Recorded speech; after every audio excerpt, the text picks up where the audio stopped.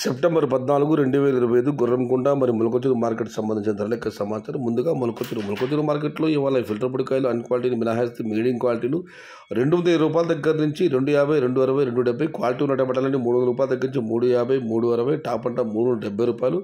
అయితే ఒక అడదాంత మాత్రం కేబీన్ మండలో టాప్ అండ్ టాప్ రూ. 450 అని కామెంట్ పెట్టడం జరిగింది.